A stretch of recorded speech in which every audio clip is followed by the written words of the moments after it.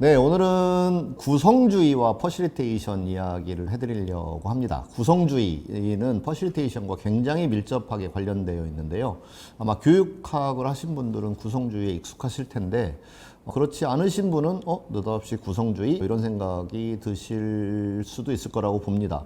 구성주의는 피아제가 주창한 학습 이론입니다. 피아제는 많이 아실 거예요. 과거에는 스키너의 그 자극과 반응 이론, 이것이 인간 행동을 설명하는 중요한 이론이었어요. 사람들은 자극에 반응하는 거다.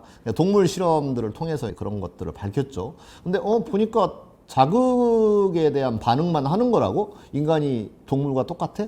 또 기계야? 뭐 이런 퀘스천을 던지게 되면서 이제 달리 이제 연구를 했더니 이제 피아제가 보니까 인간은 지적 활동을 하더라. 인지적인 활동을 하더라. 이런 것들을 밝혀낸 거죠. 그래서 자극이 왔을 때 단지 반응만 하는 것이 아니라 머리를 써서 반응하더라. 이게 가장 큰 이론의 어떤 발전을 이룬 거죠. 그래서 머리를 쓴다 이 부분을 구성이라고 본 거예요. 그래서 컨스트럭티비즘이라고 이야기를 하고 있는데 여러 정보를 수집해서 구성을 해서 하나의 결정을 하고 어떤 게 더 좋은 거야, 이게 더 나을까 저게 더 나을까라는 의사결정을 하는데 참고를 하더라라는 거죠. 이게 어떤 게 더 좋은가라는 퀘스천에 대한 끊임없이 답을 찾아가는 과정이 학습이기 때문에 이것이 이제 학습 이론이 되는 거죠. 그 다음에 이제 두 번째는 이제 비고츠키인데요. 이제 피아제가 개인의 구성에 대하여 주로 이야기했다면 레츠 비고츠키는 여러 사람들끼리 사회적인 인터랙션을 통해서 그런 상호작용을 통해서 구성을 하더라 이런 겁니다.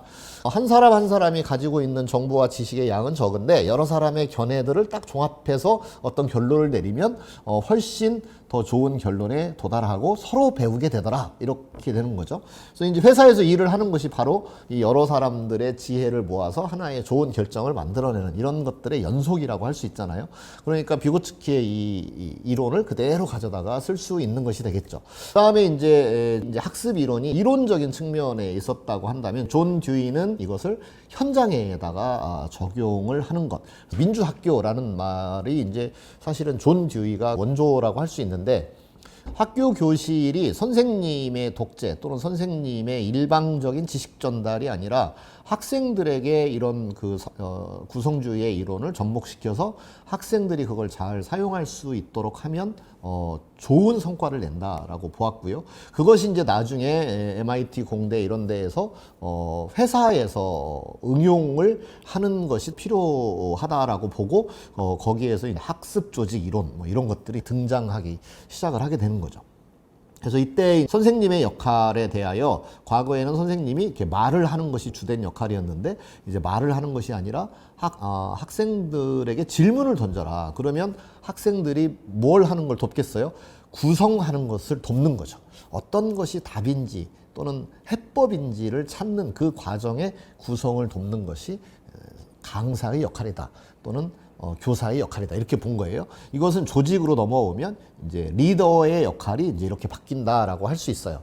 전에는 리더가 지시하는 역할을 했다면 이제는 리더가 질문을 하는 사람의 역할을 하면 된다. 근데 그 질문을 여러 집단에게 하게 된다면 집단이 구성을 해낼 수 있도록 돕는 것이 되겠죠. 그것을 우리가 퍼실리테이션이라고 부르는 거죠.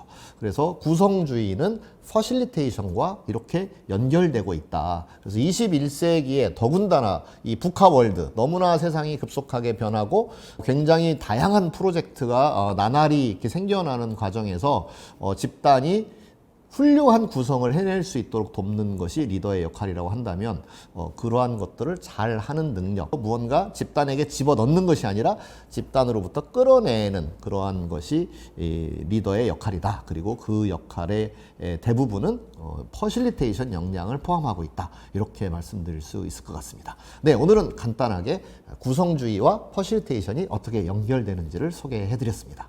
감사합니다.